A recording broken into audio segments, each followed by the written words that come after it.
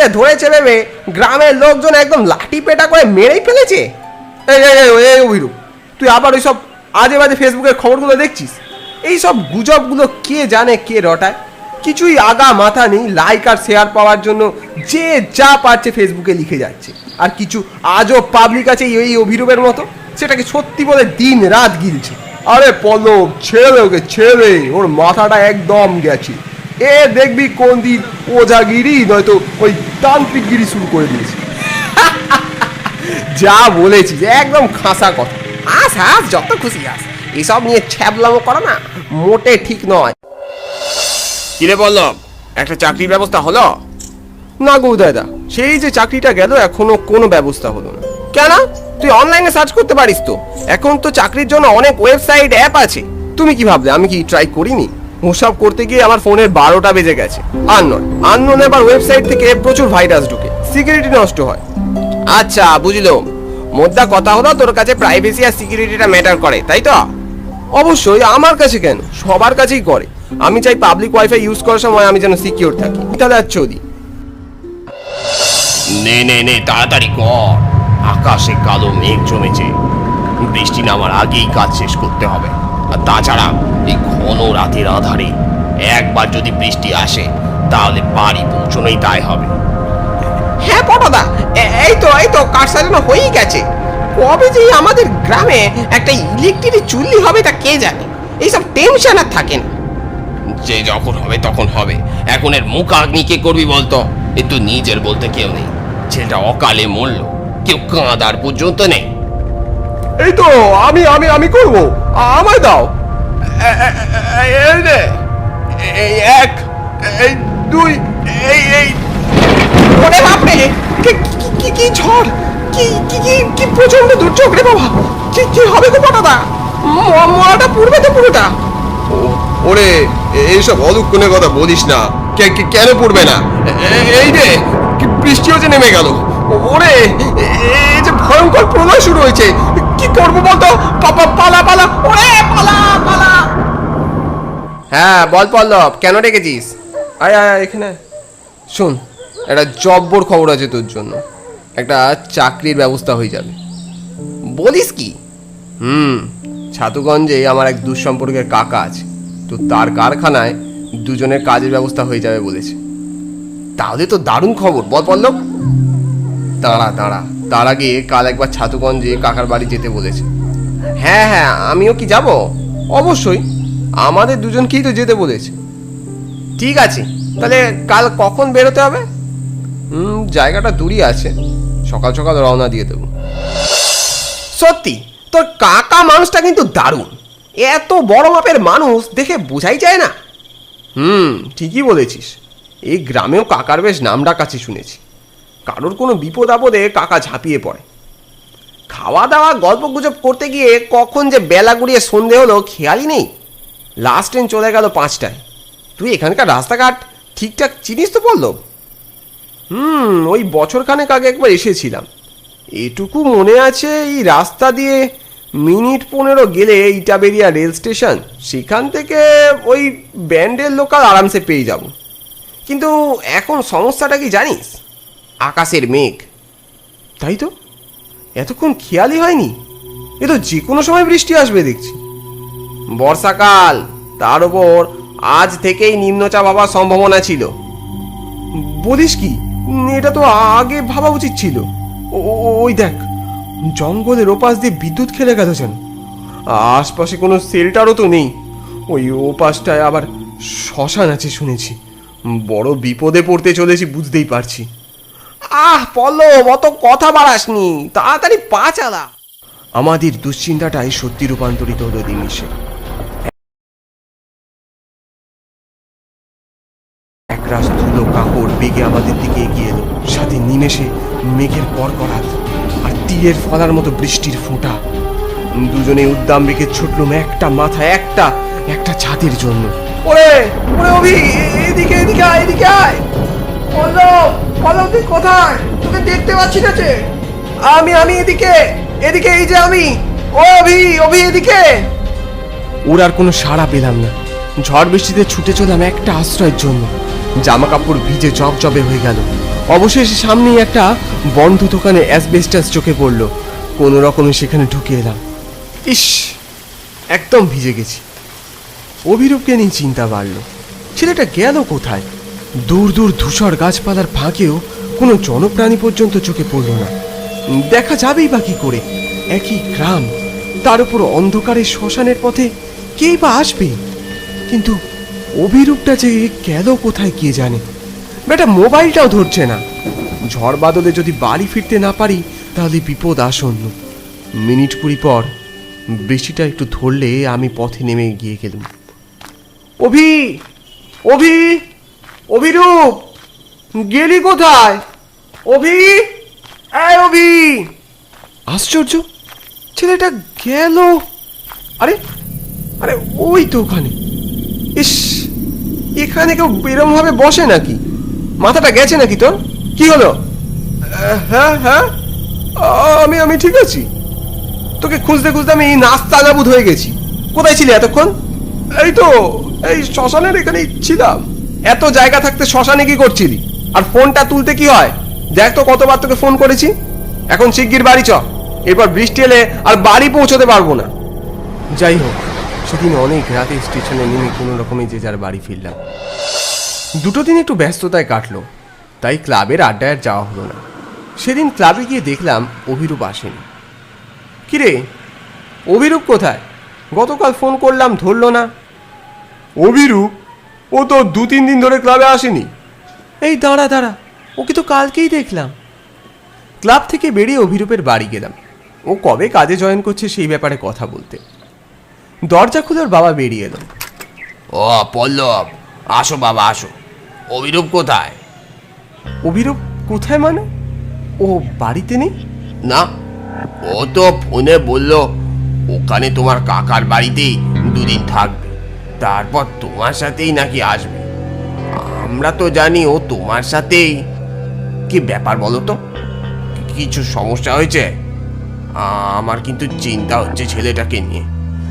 না না না না না কাকু, কোনো টেনশন করার কিছু নেই। ও আমার সাথেই ছিল। ভাবলাম হয়তো আগে বাড়ি ফিরে গেছে। তা আপনি কোনো চিন্তা করবেন না, আমি আমি আমি দেখছি। আমার মাথাটা কেমন গুলিয়ে গেল। কি ব্যাপার?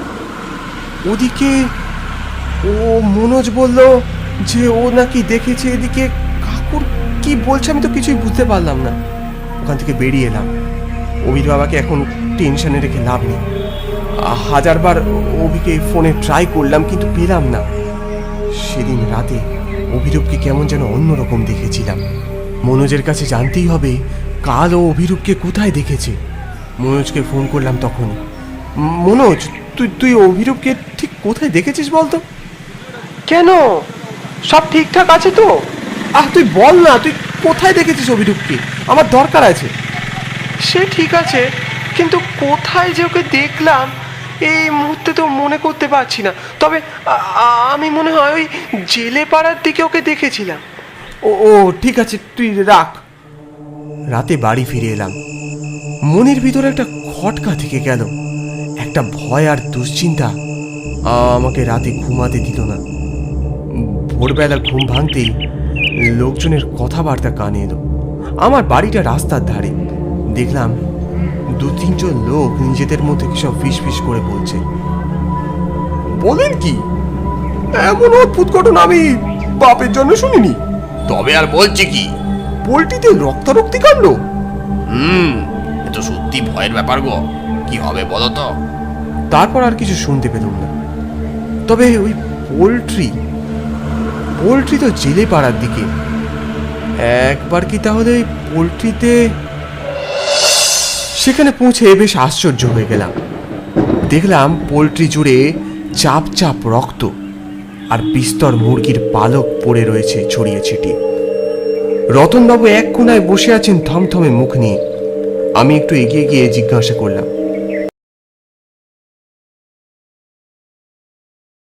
এসব কি রতনবাবু?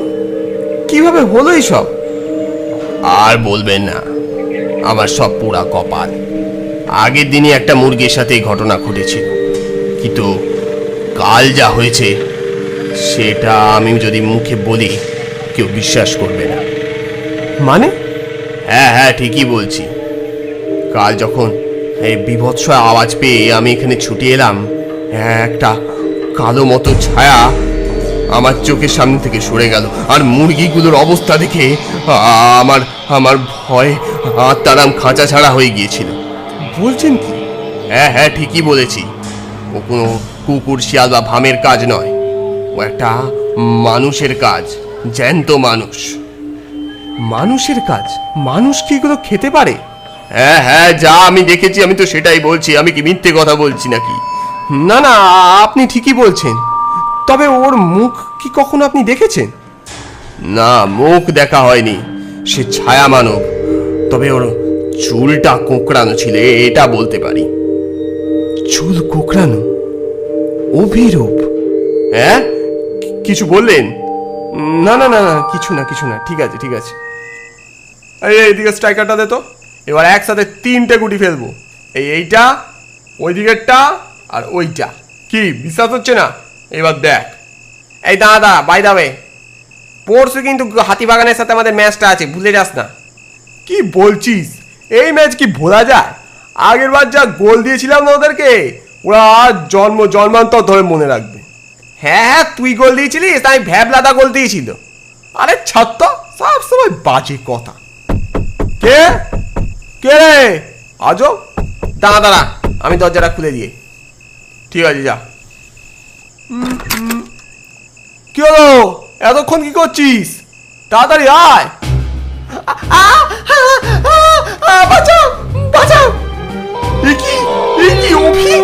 অভি অভিনব, তোর কি হয়েছে তোর? আমার ছেড়ে দে, বাঁচাও! আজ সব কটাকে শেষ করে দেবো, কাউকে ছাড়বো না, কাউকে বাঁচতে দেবো না। রাত্রে সোফায় বসেছিলাম একরাশ চিন্তা নিয়ে। অভিরূপের বাড়ি থেকে বহুবার ফোন এসেছে, ধরতে সাহস পাইনি। কি বা বলবো, এসব ঘটনা কি কাউকে বলা যায়? এমন সময় একটা ফোন এলো। রিসিভ করতে এই উপাস থেকে উদ্বিগ্ন ভীত কণ্ঠস্বর ভেসে এলো। ভাই ভাই বললো বাঁচা, বাঁচা, তুই কোথায়? এখনই ক্লাবে আয়, ও আমাদের মেরে ফেলবে। মানে? কে মেরে ফেলবে? কি বলছিস? হ্যাঁ, ও এসে গেছে। অভিরূপ, অভিরূপ আমাদের মেরে ফেলবো। তুই শিগগিরই আয়, অভিরূপের হাত থেকে আমাদের বাঁচা। সহসা ফোনের লাইনটা কেটে গেল। আমার হাত পা ততক্ষণে ঠান্ডা হয়ে গেছে।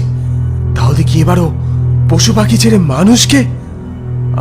আমায় কিছু একটা করতেই হবে। কিনে ফোন করা হচ্ছে, ফোন আমাকে।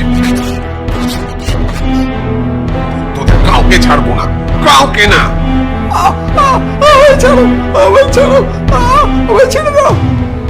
এই, কি হচ্ছে সব? তুই ছাড়বি ওদের নাকি? না, আমি ছাড়বো না। এই মানুষের বাচ্চারা আমায় বাঁচতে দেয়নি, আমিও কাউকে ছাড়বো না। তুই চলে যা, চলে যা এখান থেকে। এই কাণ্ড দেখে আমি আর নিজেকে সামলাতে পারলাম না, ঝাঁপিয়ে পড়লাম ওর ওপর। তুমুল ধস্তাধস্তি শুরু হলো। কি অসীম শক্তির অধিকারী মনে হলো অভিরূপকে। ও যেন আর ওর মধ্যে নেই।